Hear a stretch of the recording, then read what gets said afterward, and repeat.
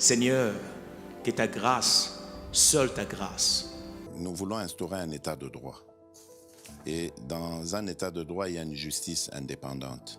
Ce n'est pas à l'individu Félix Tshisekedi de commencer à faire justice.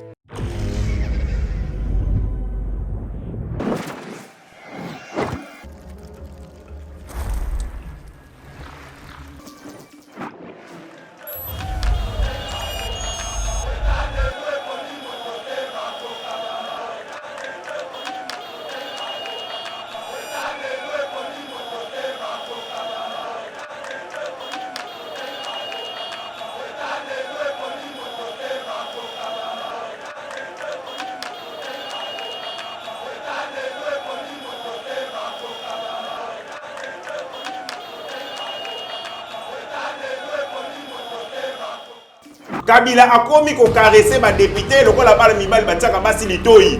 Azo bonde la e, o linganga, est-ce que o tikanga i domi comme ça la wana. Alaki bango repesa bango mapangu, alaki bango repesa bango mituka. Pour que ba longate. Maintenant yoki le mo Kabila linga ça na soka parce que batu wana ndenge to yebi bango. Baba ya Kabila entre bango ezali, je t'aime moi non plus. Na yoki le kamba soka linga ça la atela bango volume. Donc atela bango volume pendant tout le temps à consultation. Voilà la ka pongi. Donc soit c'est bon volume ta côté votre 36 oiseaux. Voilà. Niarugabouana bazali ba espion. Oyo bazo sala au service du Rwanda avec certaines multinationales pour nous affaiblir l'État congolais. Enfin, bango va sala ba besoin na bango. Ce que obi oza mando qui to kotala ndenge na Kinshasa, na ville province Kinshasa, okoboma biso surtout. Et je rappelle que ba propos na tenir en na ville province ya Kinshasa.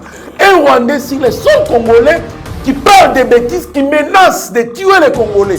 Messieurs, attention, il n'y a pas de tout Congolais. Il n'y a pas de tout Congolais, messieurs. S'il vous plaît. Il n'y a pas si ma casse Kabila. Les gens m'ont écrit une box en privé pour me dire bon, oh, wana akufa mukoni. Vraiment. Oh, ngatuni oh, nani. Oh, wana nani. Kasi wana nani. Kasi Kabila akufa mukoni. Comment des gens bien meurent? Vraiment. Mais ça veut dire Kabila, il faut y aller. Que les Congolais souhaitent ta mort. Et puis une chose, il faut y aller. Le jour où Kabila mourra, batu ba même la champagne na mboka oyo. Kapela ekotonda, batu ba ko sepela na ekotonda kindumbe ko sala majou wana. Oui. Kapela plein de bateaux.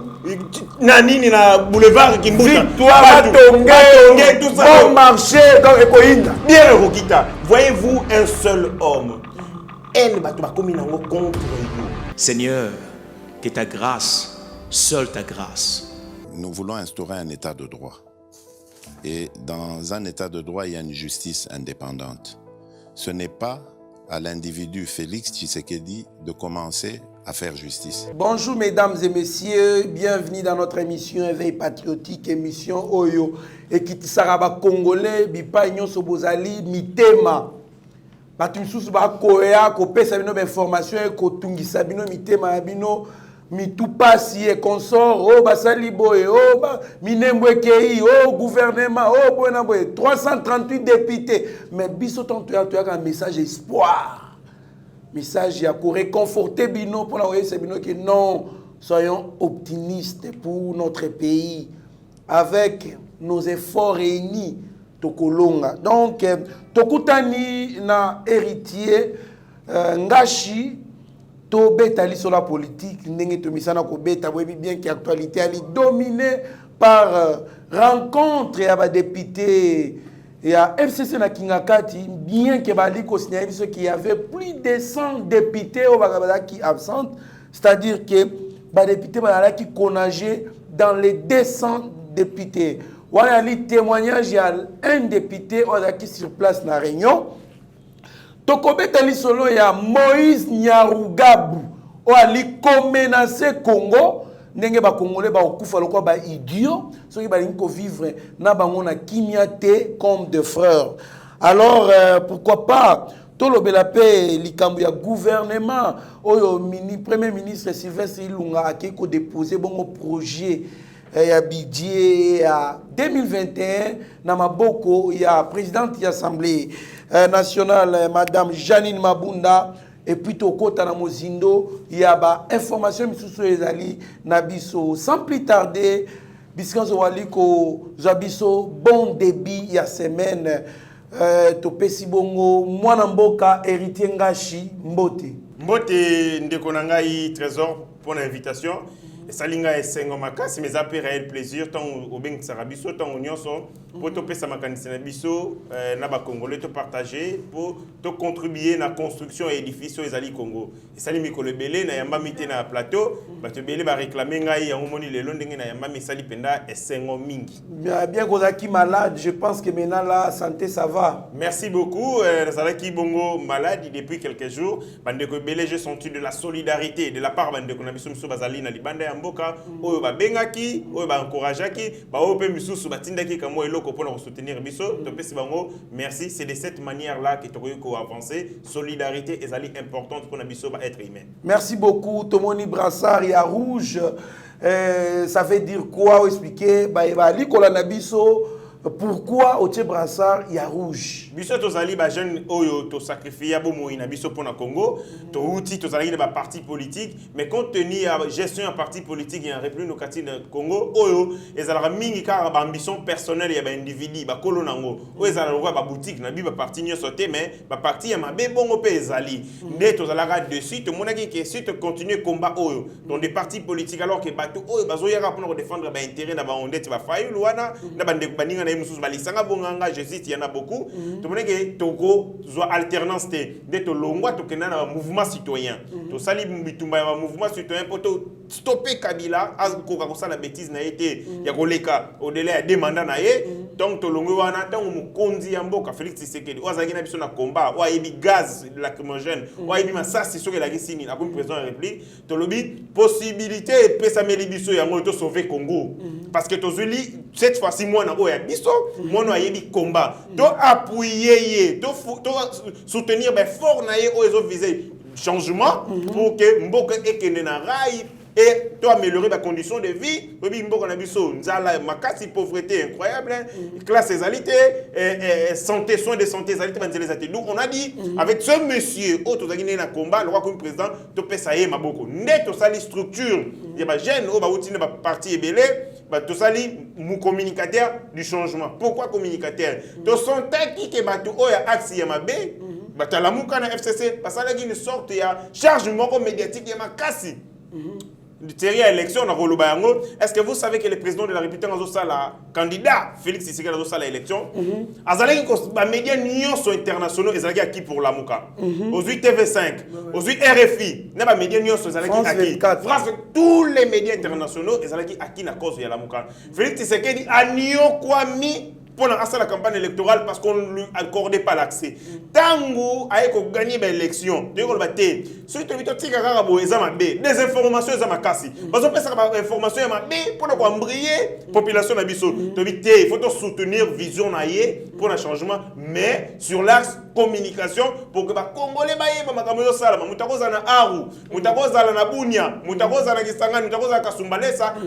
vraie information. Pour que mboka ekende liboso nde yango to sala eloko na communicateur du changement to la ta eloko oyo ya rouge ezali makila ezo représenter bandeko nyonso ba kubundi pona combat oyo alternance to zali bandeko na biso ba de chaque kapangala to zali bandeko na biso oyo martyr ya alternance Rosimu Kendi et puis bazali ebele bandeko ba kufa ba kunda bango ba charnière ya maluku bandeko mususu ba limwa oto ko mona na monte ne to la ta chaque jour pour que épée sa biso conscience to raisonner makile ya baninga lokola makilo ezaka na mitema na biso lokola ezaka na mitu na biso to ko tika combat oté on to ke na suka. Merci beaucoup, ça c'est vraiment fabuleux quand on voit un jeune qui a de la conscience pareille. Donc, au lieu de se lancer dans la misusu ba fitilité, mais lui quand même conscience, ils ont un kala, ils ont un tongo. Donc, pour soutenir ma valeur, ma kamwa bien, et puis optimiste pour na mboka naye.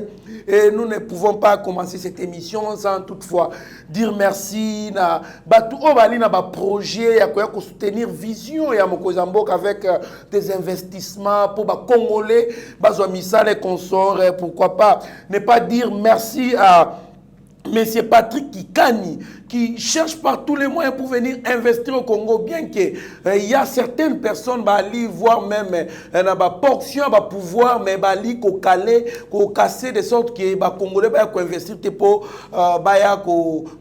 investir et que Bana Yamboka Bazo Misala. Or, le président public a dit fera des Congolais des millionnaires, pourquoi pas des milliardaires. Grévistes faut-il allier Bali Ebele, Bali n'a pas ça vraiment qui est investir, mais ils sont bloqués. Alors, coup de chapeau naba Congolais Owana ba Stéphane Kanko consomme. Moi Mboka côté bon en actualité ya Mboka Nabiso Joseph Kabila la Kisi a reconfirmé les sous qu'il a les contrôles sur la majorité parlementaire en réunissant 338 députés, bien que Bilongue qui flouait, consort, voire même il y a certaines personnes, il y a même un député qui a déclaré qu'il y avait plus de 100 députés qui étaient absents, mais il y a lobby, Ali, na unité, Ali, na contrôle la majorité parlementaire, c'est-à-dire donc, consultation Mokozamboka et Kozala vraiment n'impacté parce que Mokozamboka on a pour ça.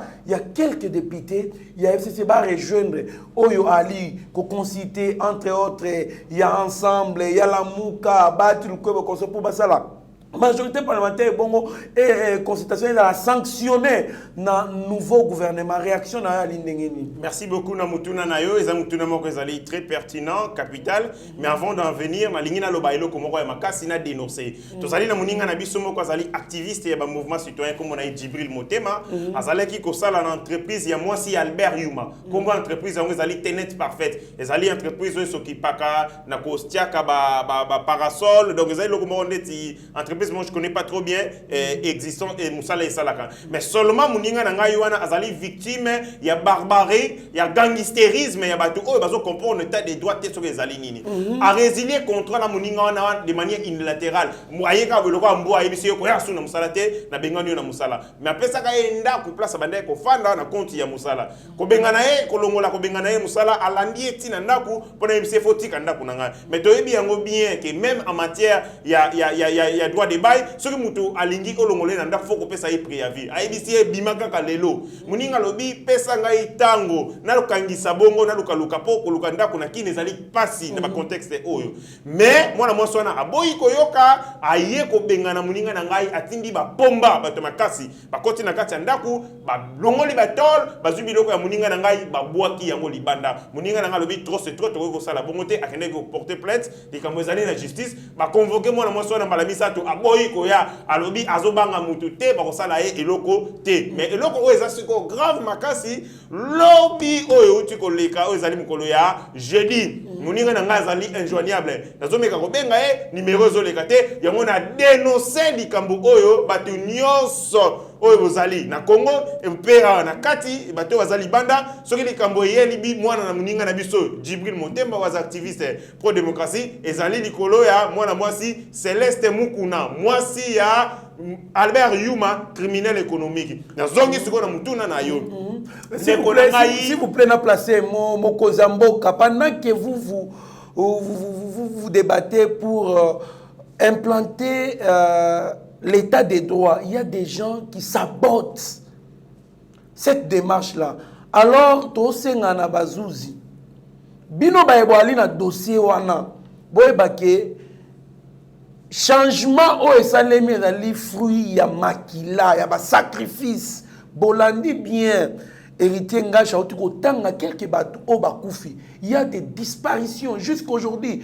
Rappelez-vous le 26 décembre 2011.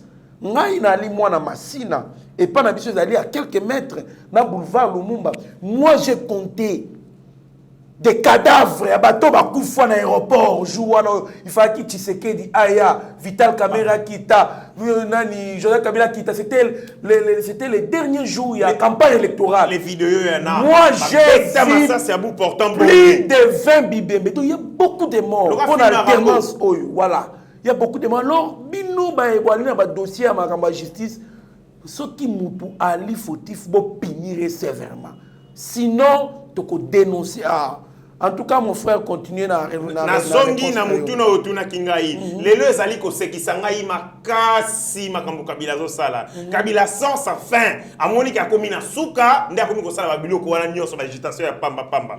Kabila akomi ko caresser ba député lokola bala mibali batiaka basi litoi.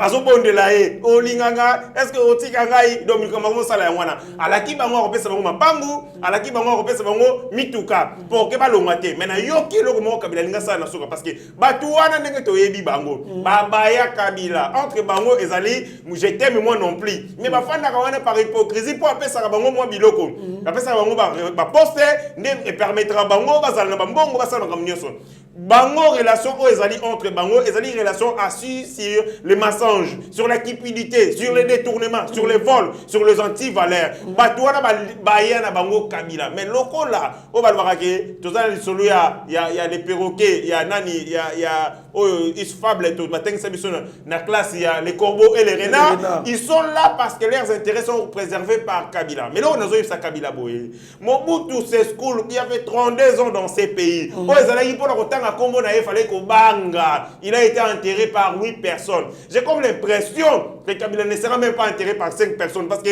niveau il y a haine niveau il y a Nicolas Mabeo a sali pour na Congolais a sali contre ba Congolais a détruit ma vie et belé na Congo les gens ne lui pardonneront pas l'histoire ne lui pardonnera jamais oh yazo sala ya makambo yako caresser ba député à FCC azobanga il sait que ces gens là sont prêts à tout moment balongwaye et belé ba kolongwaye ndi akomi ko caresser bango mais na yo ka loka suka wana na so dénoncer ngo ba yebisinga ke Kabila alinga tiela ba député Valium tika boy te wa ba suka atelo Valium po yo ne ba ke kingakati azobanga ke ba ko bima so ba bimi ba trahir ye na yo tele kamba suka linga sala atela bango Valium donc atela bango Valium pendant tout le temps à consultation voilà la ga pongi donc ça c'est bon Valium ta ko tela bon 36 oiseaux pendant ils vont dormir pendant tout le temps ya consultation ba ko lamuraka na kuti consultation yo kama kam elo suka ne te wana mais information on a vu pas ba nini na kati pour weza conseil na pesa ba député pour que no kufa te lokola ba meme pour no kufa te lokola ba nyama ba linga te bino Valium bokola la pendant tout le temps à consultation chef de l'État ce gars consultation sili kutine et sili bino donc et puis en plus dans un monde à Kabila et de plus en plus de filles parce que saboter comme papier logo il y a pamba na mboka oyo azo bengi ça va député bazo yate ce qui bien, il a 300 députés et puis il y a la presse, il y a le Kouta qui gonfle les chiffres. C'est faux. Les députés qui n'ont 300, qui moins de 300 parce que Bélé va boy. Et Bélé va les avoir besoin d'être. Les députés va y avoir pour la COP, pas l'andare pour la COP. Kabila n'a plus rien à leur donner. Ils ont un pouvoir européen, ça va voter. Pouvoir, ils ont un Félix, ou ils ont président de la République. Pour tous, des présidents de la République, président de la République à Moko. Et ces députés, avec Félix Tshisekedi, ils ont la possibilité de sauver l'image de Bango Yamabé. Pour que makasi na mboka oyo. D'où balingi ba quitter na bango axe du mal, calmement. Mais le roi Kabila yebi que ce qui va tiki, c'est à cause de ça qu'il a encore moi maloba ko loba sur na mboka oyo. D'où azo s'accrocher na bango, azo promettre bango, azo tsheba lito inde batia moi masi. Ko kendete na so melondaku, na pesoni na paradis, tout ça. Mais nous sonna eza lokuta, eza voué à l'échec parce que ce député va se rendre compte que ba ko zala libéla contre le peuple congolais. Et ensuite c'est là qu'on a zoloba. Na yoki Kabila ucho le belo moko il a évité ceux qui va réfléchir ça. Entre Yé, Ali Baba et les 40 voleurs, nani a la vérité. Yé, les laboureurs et ses enfants à lobby qui accord on est signé avec les témoins et 3 chefs d'État. Ah on a République du Congo. Mais Chadar Alobaka accord on est signé azalika yé moko seul témoin. Nemi Moulani Alobaka accord on est signé na Genève car yé moko. Ce qu'on a mis tout ni entre Kabila Nemi na Chadari na soko ça peuple. Na so banga que Chadari va bétailler. Ponenga lobi bongo aké en contradiction na Kabila linga bloko la terre. Ako boxer le na pourquoi? Né en monique au banga nyoso ya wana. Yebi c'est aké ne soki nga katité il risque d'être frappé. Bon mais albi a contredire président a contredire autorité morale na public. Autorité lobi 3 chefs d'état et des témoins. Ça veut dire il y avait beaucoup de gens. Mais yé alobara kazala ka yé moko kopi wana yé mutazala na ngosko a samusi mo kondina na média a samusi mo kondina na public. J'ai peur que va bétailler. Il y a un conseil na repesa Chadari. Chadar, mi père kit, mi koloro kekingaka tite, j'ai bien peur ba beta yo ndenge Zakaria le ba beta kabino kuna kingaka. Vraiment en tout cas moi na mboka bongo par rapport ya ba rumeur etambola ki que non ba député za kinyo sokuna, est-ce que vous pensez que ceux qui vraiment baza bloqué, ceux qui pena ba melisi bango ba vari mbala lipongi, est-ce que ba consultation ko simba ya mokoza mboka? Te na so tranquilliser bango pe bien, faut ba yeba yango bien. Article 5 ya constitution na biso et lobby boye. Peuple a exercé le pouvoir directement ou à travers les représentants. Mandat des députés, c'est un mandat représentatif. C'est un mandat impératif, c'est un représentatif. Ça veut dire que une obligation de respecter la décision de parti politique. Encore que la décision est contre le peuple. Parce que les représenter le peuple, les émaner le peuple. Il faut pas ça au peuple. Ceux qui parti politique ont une décision pour le peuple, il faut que c'est l'article 5. Donc, un article 110, où il lobby bien que, dans la linéa 8, où il lobby bien que député, tout sénateur, a repère de mandat, qui a l'ongwa yemoko volontairement na parti naï. Or que FCC est un parti politique. FCC est un regroupement des droités. Ils ont reconnu la sénité. Bateau va aller reconnu la séni. Ils ont PPRD. Ils ont le AFDC. Ils ont déjà côté peuple. AFDC a bien wana pour nous soigner ça le côté. Bangonde mutu va aller reconnu. Ceux qui ont l'ongwe volontairement plateforme manande au père de mandat. Mais pour les cas d'espèce, n'est ici ba député, pas à la kimia, pas l'ongwa na bango FCC calmement parce que bazali na bango bazo craindre et le côté FCC ezali parti politique et ezali un mouvement de droite et ça plutôt un mouvement de fait. Donc il y a bakambu oyo et zo salama la kati ya FCC. Toute l'agitation ezali c'est parce que Kabila sont sa fin. Au moni Mobutu les rois l'aigle de Kawele. On disait que le jour où Mobutu partira, le pays sera à feu à sang. Il est parti à Talissa Sebétate. Il est parti comme ça humilié. Kabila Azali déjà nako baïnié tellement trop. Hier, je vous dis une chose. Syndicat de Kolo est mort. Je présente mes condoléances à sa famille. Famille Naye Yabitumba. Famille Naye Yabitumba, aux alliés congolais debout, tout comme sa famille biologique. Tant qu'on de quoi Akoufi lobby na 20h, dans un message où on n'a pas si. Connaissant son engagement pour le Congo, sa détermination, c'est un homme de conviction. Vous allez collectionner d'œuvres d'art, mais aussi un passionné à Congo. Moi, je suis un Kimboka Penda Makasi. Tant que Koufi n'a publié en haut, n'a pas raison, n'a pas compte, n'a pas raison. Tu vas combien lingaï, s'il vous plaît. Et ça, il n'y a pas si Makasi n'a pas Bissango Kabila. Les gens m'ont écrit une box en privé pour me dire bon, oh, on a Koufa Mokoni. Vraiment. Oh, on a tenu, oh, nani. Oh, on a nani. Mais qu'est-ce que Nani, kasi Kabila kufa mukoni. Comment des gens bien meurent? Vraiment. Mais ça veut dire Kabila, il faut y bayango. Que les Congolais souhaitent ta mort. Et puis une chose, il faut y bayango. Le jour où Kabila mourra, batu bako même la champagne na mboka oyo. Oui. Kapela ekotonda. Batu bako sepela. Nyangwe ekotonda Kindume ko sala majurwana. Oui. Kapela plein de bateaux. Nani na boulevard Kimbuta. Victoire, Batongue, tout ça. Bon marché, donc Ekoinda. Bien Rokita. Voyez-vous un seul homme. Elle va commis contre yo. À telle enseigne va souhaiter Liwana. C'est très dangereux. Ces gens, Kabila ne doit pas écouter les corbillards. Corbillards, parce que même na tombe malembe. Il l'envoie na tombe na dernière. Est-ce que tu as vu les dignitaires et deuxième république citer le nom de Mobutu dans ce pays? Babo Sanaye, les commissaires ont raté. Mais Mobutu a fait son pouvoir, a fait son mbongo. Il a tout donné, mais ingratitude. Il l'a amené à la mort. Mobutu a été enterré dans des conditions que nous savons. Mobutu a été les gens dansaient, Sakayonsa. Mais il est mort, il a été, comme un petit messie.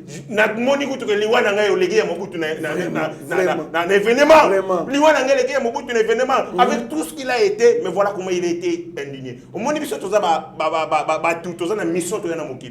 Ce qui importe pour un homme d'État, pour un homme politique, mais ça,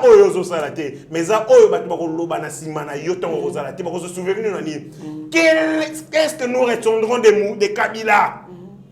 Peuple congolais va retenir ni la gestion à Kabila. Peuple congolais va que c'est à Kabila, il y a eu des fausses communes à Maluku. Que sous régime à Kabila ont tué des gens parce que les gens ont manifesté. Il dit que c'est à Kabila qui a été c'est la pauvreté. Parce que l'eau c'est Koulouna, monter la criminalité, insécurité partout. Créer même insécurité à l'Okuta, monstrueusement territorial. Nanégé en Mabé, pour affaiblir le pouvoir politique. Alimentation, il y a gêne, la Koulouna. Namoko na zoyebi sa j'ai des cicatrices dans mon corps. Chaleur, oh, il y a PPRD, ma bétanga na Gombe. Ils étaient alimentés par les FCC. Ils ont fait gêne, drogue. Ils ont fait machette pour voir que nous sommes Congolais à cause de l'intérêt de la politique. C'est ce que nous retiendrons de Kabila. Et Moutou, le la Kabila, il faut effacer rapidement l'histoire de Mboka Nabiso. Parce qu'à tout moment qu'on verra seulement les noms de Joseph Kabila, ça nous fera très mal. Bateau Bakoti Awa. J'ai encore une photo. Kabila 20 ans passés.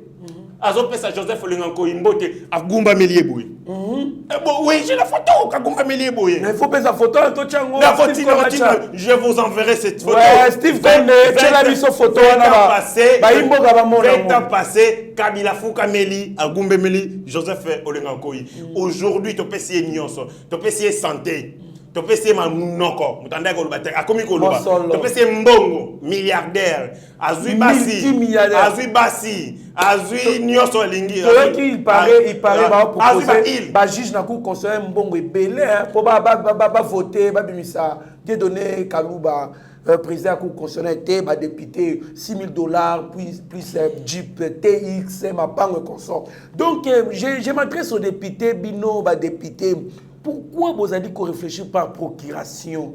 On vous procure des idées. Non, mise en charge. Comment est-ce que vous avez la fierté à représenter un petit peuple? On a voté qui a fait ça qui mandat. Vraiment. Comment est-ce que tu réfléchis à la... Une personne réfléchit à ta place. Non, ce n'est pas ça. Bozala, na courage, ya koloba, na likambo ezali kokende à l'encontre ya intérêt ya population. Moi na mboka to ali koko ban émission na biso ya éveil patriotique to ali ko éveil conscience ya ba congolais. Cette fois-ci c'est Moïse Niarugabou qui menace les députés ou soit l'honorable Moïndo Nzangi Ouazali initiateur ya motion de défiance contre Azarias Loubero ministre ya réforme et ya décentralisation et réforme institutionnelle qui n'a pas implanté commune Minembwe, pourquoi pas disons qu'on implanté bourgmestre sa commune ya Minembwe puis comme ça Minembwe quoi commune rurale. Alors ali ko menacer République démocratique du Congo ndenge ceux qui tolingi ko vivre na bango comme des frères te en paix toko kufa lokola ba idiot to ba bololé. Comment est-ce que un Munyarwanda connaît bien, morphologiquement parlant, c'est un Rwandais. Oyo Rwanda Tilelo, par rappel son article 6 il réclame tous les Rwandais qui sont à l'extérieur de leur pays, c'est-à-dire bien que Bali a ma fonction politique, sénateur, ministre et consort, Bali considéré comme des Rwandais, lâchez-les. Mais il vient ici sur notre sol, il menace un fils digne de ce pays, il menace la République comme il va paralyser. Donc, à lobby, même langage na Chadari, il va paralyser, mais cette fois-ci, en tuant les Congolais, ceux qui bango bakozala à l'est na mboka na viswa. Moi mboka réaction na yo. Ndeko, tango na talaki émission wana, je vis l'émission wa sali vidéo ils ont circulé et pesinga à la fois mawa mais en même temps Kanda. Alors, Kanda ya makasi koleka. Si ces Rwandais peuvent ici dans notre territoire, que ça là-bas menace sur des vrais Congolais, la question où est allé Minembwe, c'est à cause justement il y a légèreté, à cause justement il y a complicité il y a régime il y a Kabila. Mais bah toi là-bas il y en a Afdel. Pouvoir pouvoir c'est ce pouvoir qui a maintenu, entretenu ces criminels et puis si on va fonctionner à ma casse na mboka na biso. Nazali ko senga procureur général près la cour de cassation à mettre rapidement une action judiciaire, à mettre en branle une action judiciaire contre Niamugabou parce que ce qu'il a fait, déclaration na Ewana ezali flagrante. Il ne faut pas causer là-bas l'ongolais militaire parce qu'on ne les fera pas, ils sont protégés par les FCC. stratégie ya ba Rwandais ya kozwa mboka oyo c'était ça. Envoyer d'abord des infiltrés, oyo ba ko sala étude ya milliers, oyo ba ko inféoder, ça veut dire ba ko contre ba institution, ba affaiblir yango pour que ba banda ko sala ka lokwa ba sala loi d'être ba relais en termes d'information, ba sala ba relais en termes ya renseignement, espionnage. Et ba Nyarugabo wana ba sali ba espion, oyo ba zo sala au service du Rwanda avec certaines multinationales pour nous affaiblir l'État congolais. Enfin ba on va sala ba besoin na bango. Il est temps, alors grand temps tous à la mission soit unis derrière le président de la République pour que tu mettes un terme définitif à la question Oyoana. Ce gens ne peuvent pas venir sur notre territoire, menacer biso. Il y a nécessité, il y a un sa procureur près la cour de cassation directement à Kangania Rabouba Tchaïmine. Ce qui va salir en côté, donc on peut ça mot d'ordre. To yebinda kwa Nyarugabu, to kende ko lukaye, to ko solo na ye, to fanda to solo na ye, to garo solo na ye. Nyarugabu awa, biso to fani ko to tuniye, muhindo nzangi asali yo nini. A expliquer biso to ko ba idiot nenge nini. A expliquer biso to ko fa nenge nini. Solution oye azo proposer, ezali malamu to za malamu te. Donc on va discuter avec lui comme ça. Calamito est lancé mot d'ordre, biso tout ba combattant de partout dans le monde, to identifier nda ko nepona ko to yebi na biso bien, to que ne poto solo na ye. Celui justice et oumeli moi mokie pour kangaye, biso to que no solo to ba ezani. Ce qu'il a fait, c'est extrêmement grave. Kalami était ambassadeur rwandais, a uta ko sala ba menace wana na mboko, to loba ba to baboyi ko yoka biso. Mais ce qui tour comme ça ma question de vise, mais parce que on dit eloko o ba Nyarugabo bazo sala wana, ils ont remué couteau dans la plaie. Ils ont là ça va passer ndeko ngai soki to luitu bando compter banda bandoki wana baya wana 1997 donc banda attaque liboso et ça en 1996 si le lot des millions de morts. Merci beaucoup. Des millions de morts, c'est comme le roi à l'Est, on a quitté ce mot Koufa. On dit 10 millions de morts. Rapport mapping et Bima, Yango, plus de 10 ans, où ils ont démontré systématiquement Negni Baton Basalvani, Bazo Bomama Kassi na Est. Et ça, là, on a passé. Moi, je ne peux pas dormir en paix ici, na Kinshasa. Hein, na Baye bière, na Kiro Samise, alors que je sais, chaque jour, ma Congolais Bazo Koufa. Et Bazo Koufa, à travers une stratégie, il y a mafia, avec notre régime, où il y a Kati, complices, ce sont des criminels, il faut rapidement mettre hors d'état de nuit, librement pour insécurité et menace pour le Congo. Merci beaucoup, en tout cas Moïse Nyarugabo, comme ton nom le dit, Nyarugabo, Nyarwanda. Donc, messieurs, cette fois-ci, beaucoup ça est ma bêtise. S'il y avait des Congolais, oh, bah, pesa kibino échelle pour Bomata, bossa la biso guerre, cette fois-ci, la guerre.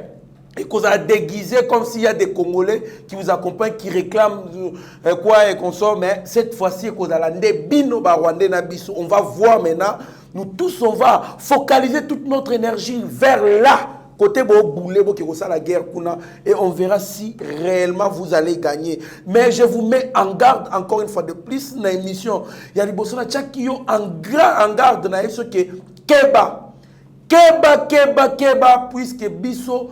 Tokoza tozangi ba moyen, tozangi makoki, tozangi ba mituka, tozangi surtout mais tozali ba leader d'opinion. Ce qui te pesi mot d'ordre nenge héritier nga chanter loba tokoya tokovanda na yo et pas na yo tokosolola. Ce qui obi oza mando ki tokotana nenge na Kinshasa, na ville province à Kinshasa okoboma biso surtout. Et je rappelle que ba propos va tenir en la ville province ya Kinshasa. Un Rwandais sur les seuls Congolais qui parle de bêtises, qui menace de tuer les Congolais. C'est grave. Messieurs, attention, il n'y a pas de tout Congolais. Il n'y a pas de tout Congolais, messieurs. Attention, nous vous mettons en garde, messieurs. Au moment où arrogance, c'est la deuxième fois que moi, personnellement, dans mon vidéo, on tourné sur les Congolais. La première fois, on a vu un canal Africa. Chaîne Africa TV. Africa TV, je vous ai vu face à ma journaliste, ceux qui 3 ou 4 titonnés sur les Congolais. Attention, messieurs. Attention, je te parle en tant que Congolais. Et je sais que c'est le pays de Mésaïe. Moutolo Nanga Ezali. na mabelo ya yo zali awate. Donc tina quel pouvoir ya ko matela ba congolais. Attention, fais gaffe. De konani na ibisani ya rugabu na baninga na eboye. Les Belges arrogants qu'ils sont. Donc ba ya na Congo bazoba mabele na biso parce que bandolo beza ba terre vacante. Ezanga mukolo nango. Mais mukolo bakendaka ta na valise te. Akeba o ezali Congo. O ezali Congo keba. Les peuples congolais aussi, bozela te kanda ba congolais bi, mokolo ba congolais ba kosika moko. Non, pendant que tous les mokolo ba congolais ba kosika, il y a des grandes choses qui se font dans les coulisses. Congolais la mouka pose en distraction te ya que la mouka cache consort, tika tribalisme, tika distraction. Zalabiso to elongo to ça là, ce qu'on appelle l'unité des Congolais, to lutter contre ba adversaire bali.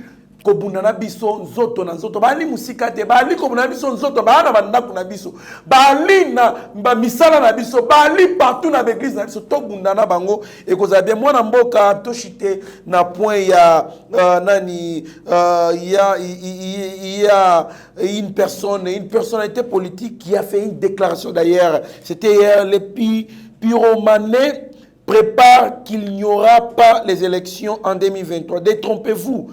Ne croyez pas qu'il y aura les élections en 2023 si on ne réagit pas. Cette cour va trouver des conditions pour ne pas organiser les élections. Là, c'est Alexis Thambwe Mwamba. On va tout bien les tout-puissants. Non, mon temps, Alexis Thambwe Mwamba n'a raisonné les sous avion ba betara masasi na este. Ah, tika boye. Nini kombo na ba mo raisonner kaka avion o ba boma ba inonsa batu. Te o mimte zena zone na yona servant na RCD Goma. Yende chef azaki chef militaire. Ouais, puisqu'on a raisonné. On a raisonné Sifa Sylvie Sifa. Ah mwana mwaso. Oh aza mwana. Bon na e. Moni batolo ba Alexis Mwamba, Thambwe Mwamba wana ba sanga tanga suki na Uganda soka tanga. Asa ba droit na Uganda. Non, yo se yo ka professeur moi ya droit constitutionnel Uganda. Oui bien. Atanga mabe, atanga na mabe. Thambwe Mwamba, ce sont des gens oyo ba profiter na naïveté ba congolais pour ba zobatnywa. So ozita Thambwe Mwamba, olongole ka na Congo, o memi même ka na Burundi, akoza ata chef d'avenue. Vraiment. Un incompétent ya makasi. Tala mutu vina yemo bimba ataka yombo na mutu. Na age na ataka yombo alinga zonga mwa mukie. Pas nini pas ko sala. Cheveux dormi. Obala yombo tala mutu te.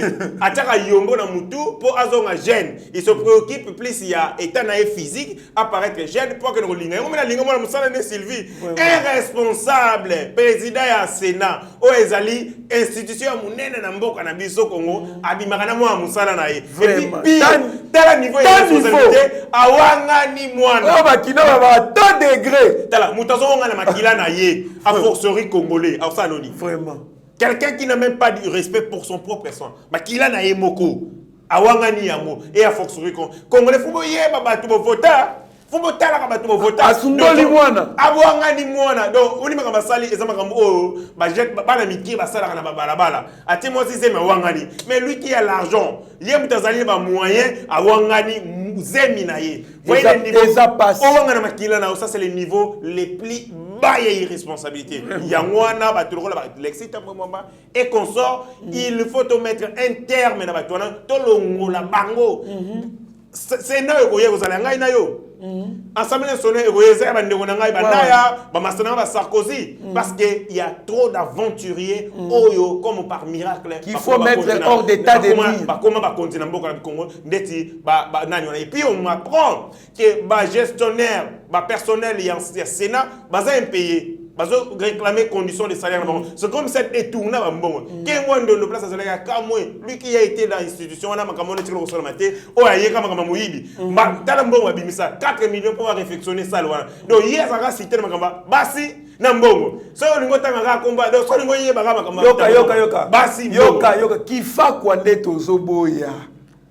Kimuyibi neto zoboya. Mwana mboka un mot on chie déjà un mot sur le budget longwe na 11 milliards combien 6 milliards en passant mauvaise volonté à gouvernement. En fait dans l'ingénierie ça va congolais que au moment où biso zo bunda combat pour na quoi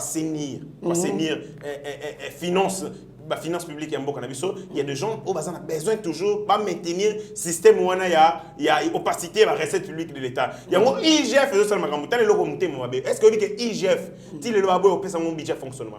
Ministre des Finances a sobo refuta mbongo. Alingi IGF fait ça la musala té parce que IGF fait menacer bango. Au moment où je vous parle, il y a une délégation, il y a proche ya Kabila na Dubaï. Ba kei côté ka port au profond ya banana. Ba té une entreprise moko na Dubaï DP World. Bazali Kimbo tazana délégation Moïse Kanga naleki Moïse Kanga baza ebele na kati ya Dubaï sikone na zo bisa. Ti lelo Kimbo tazaka ka mwana musala ya Joseph Kabila. Mais bongo akendo wapi? Asali na ba crime elongo. Tata na ngai. Asali na ba crime elongo ebele. Vous êtes sûr que ba se désolidariser. Obi ke batu soki ba sangani pona makambo mabe ba umelaka. Vraiment. Soki muninga mutaza muninga na yo na makambo mabe ba umelaka. Parce que ba yebi ke soki yo kei ya kei bokolo ba la vérité. Ya mwana bato bazaka ini pona makambo.